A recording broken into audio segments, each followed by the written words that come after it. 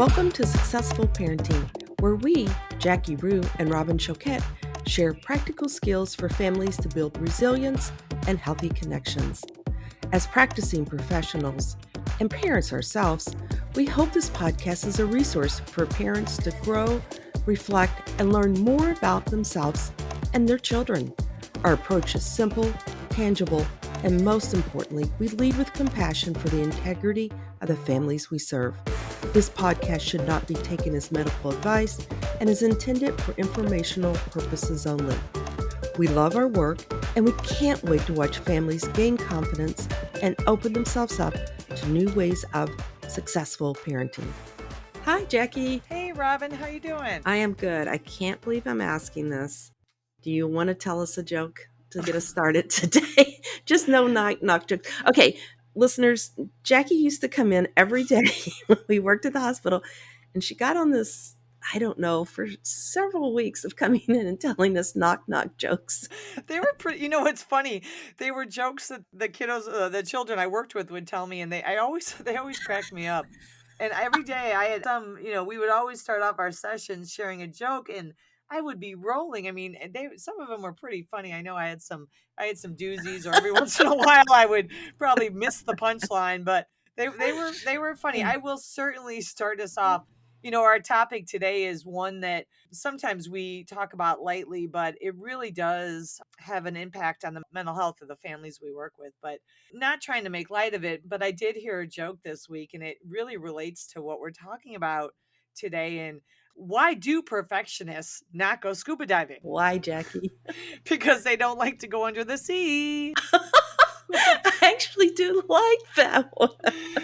Well, and why I found that one really funny is because I have been working with a young lady that forever really stressed if she didn't get an A plus. An A for her was almost like a failure, because if she wasn't, quote, perfect, quote, Mhm. then she viewed herself as not being good enough and almost like being a failure. Right. Yeah. In this episode, we're going to be talking about that perfectionism in parenting and also in the child and how they can really feed off on each other.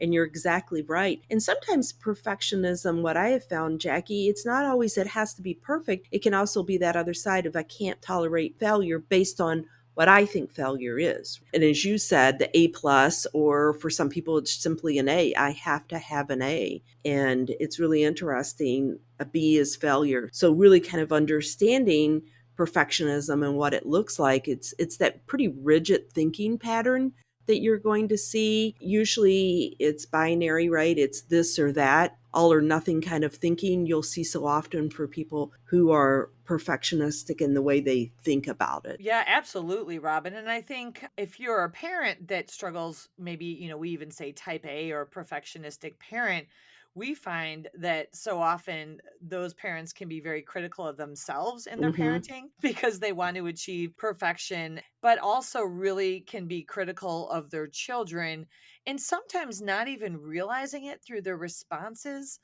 But I know, really there is no such thing as perfection. It's kind of like an opinion, not necessarily a fact. And for so many, there's, like you said, there's the two extremes. I'm either perfect or I'm a failure. And really, just that can leave you feeling so frustrated.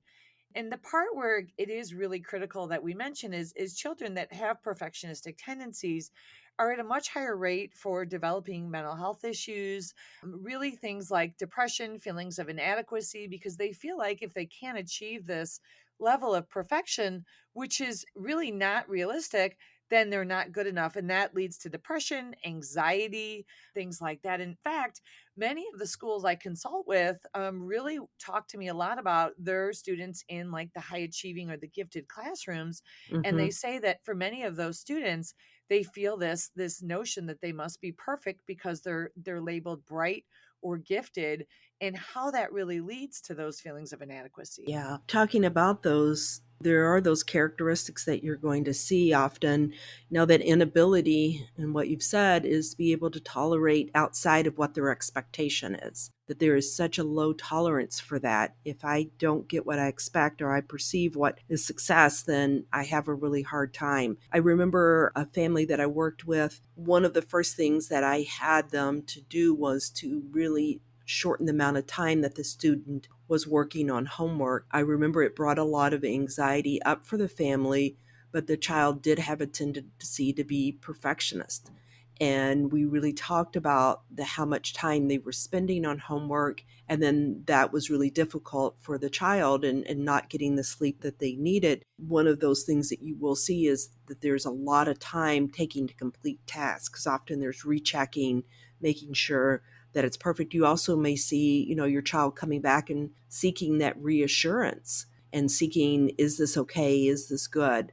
Those are definitely some of those characteristics that we see. And I like what you're saying, Jackie, is that it is that opinion. And I have to think back of, if anyone has seen the Matilda movie, the one with Danny DeVito, Rhea Perlman. Do you remember that one, Jackie? Do you remember Yes, seeing that? that was Okay. what, yeah. Yeah, that was a good one. And Miss Trunchbull, if you remember, she was the school master. She says, my ideal of a perfect school is one in which there are no children at all. And so that's the perfect school to her, which really demonstrates what you said, right? It's an opinion. What is perfect is our own opinions. It's not based in fact. It's 100%, it's based 100%. in our opinions. Well, and I think for some of us, we feel like those perfectionistic tendencies can lead to achievement, and I will not argue that. There are some students and athletes that we work a lot with that when they have the perfectionistic tendencies, it can help them to perform. But what happens is there's a line, and when we cross that line, it can lead to sometimes even feelings of hopelessness. I have one young man, and he is actually a freshman in college, and he was a perfectionist, was able to, he's highly, highly gifted and intelligent, and he can achieve what I couldn't even dream of. He can take millions of high level classes, he can take millions of being clubs, and at the end of the day, he appears like he's handling it well. But this young man has dealt with suicidal thoughts and feelings of not being good enough no matter what he achieves. And in fact, the more he achieves, the more empty he feels, because it's never enough, right? It's Mhm. never enough. And so what happens is this young man burns himself out and really is reliant on others' approval. And he's consistently and constantly seeking reassurance Sure. of, do you think I'm enough? Do you think I'm enough? Do Uh, you think I'm okay? And right. so it really does lead to this spiral when you're trying to be perfect, that because it's not achievable. And we talk a lot, Robin, about really helping families tap into their strengths and weaknesses and really set realistic expectations, because their notion is there really is no such thing as perfection. And I love when you talk about, Robin, working with your clients and families and teaching them how to be perfectly imperfect, teaching them how to make mistakes, screw things up, and even every day reflect on what's something I did well today and what's something I really screwed up, and allowing there to be room to embrace even those screw ups. It's interesting, Jackie, as you were talking about this young man, and see the parents too that are second guessing, that they second guess their decision making, second guess what they're doing. And you can really see how that perfectionism is, am I doing enough? Am I really being able to get my kids where they should be? And that's once again that perceived where they should be. And so if you're second guessing a lot of your questions, that probably tells you you have a perfectionist type of thinking, and cause a lot of frustration in parents. And you see parents really losing it. They lose their cool. They get really angry, or they get frustrated, or they get really disappointed when they have those expectations that are too high, and then they can't manage it when it doesn't happen. Because if it's all or nothing kind of thinking, if it's not there, then I'm a failure, then I'm not doing enough. Well, I think sometimes, like, and I'm going to kind of piggyback on what you just said. Sometimes, even I remember I shared this with you before, but I had she was in sixth grade. She was a young lady in my waiting room with her mom. And this is a child that's highly kind of perfectionistic in her thinking. And mom would say she's not. She would say she doesn't put high expectations on her children, but the young lady actually challenged that, right? So I heard this exchange where mom said, "How did the math test go? What did you get on the math test?" And the young lady said, "I got a B." And the mom said, "Why? Was it really hard?" And, when I challenged the mom said, "Oh, no, I don't care. I don't put expectations, about grades. I just want them to do their best." But we laughed that that response, "Was it hard?" was implying that that child didn't do good enough. Right, so And true. so I think so often our kids pick up on this nonverbal and these underlying messages of you need to be really perfect. You need to get straight A's to be successful. You need to do really well. You're not, you need to do more. You need to do more activities. You need to do more things. So many students feel they're just not enough. I remember we asked at that parenting university, we asked all the parents, how many are okay with your children being average? And no one raised their hand. And we talked about what that's like to be a child today when the expectation is to perform at such a high level all the time. Yeah, absolutely. And parents often ask, okay, what can I do? I've got this child that's perfectionistic.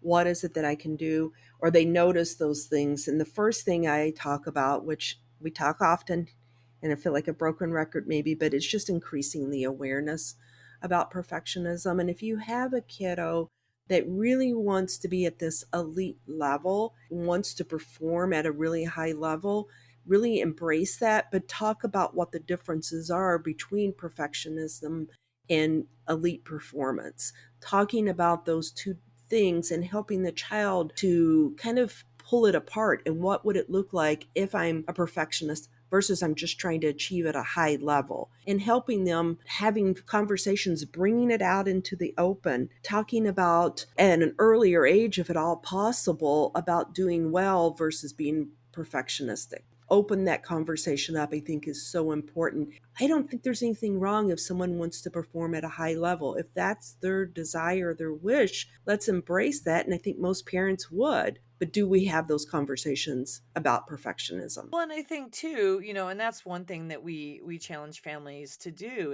And like I just said, around the dinner table, what's something that went well and something that was difficult for you, and allowing children to see that we all struggle, all have things or mistakes we make during the day. And one thing I like you do, I ask the teens and the adolescents and the children, I want you to practice making mistakes. I want you to practice asking for help. And they always look at me like, why would I make a mistake? Because I want you to be able to come out of your comfort zone and take risks and make mistakes and be comfortable with this whole notion of bouncing back. And I think that is so critical for our young people, as well as modeling how to handle disappointment and failure. I know I failed a lot, right? There's a lot of things I've set out to do in my life that I have not completed.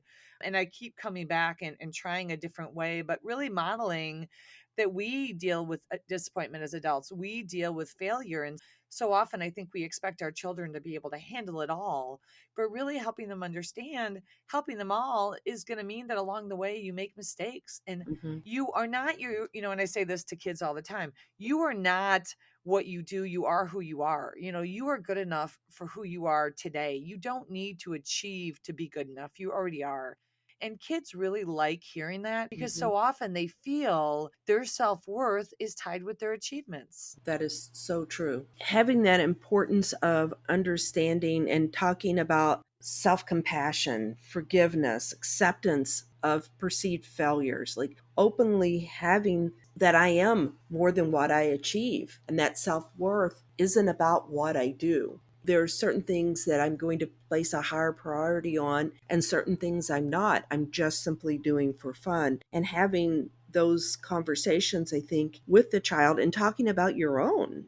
Oh, I made a mistake that didn't happen the way I would want, and helping the children to find some self talk that moves the experience from that negative to more of a positive, in saying that this didn't happen, but look what I learned. I think it's always great when parents say, I love when I watched you do this, or I love to watch you try to do something.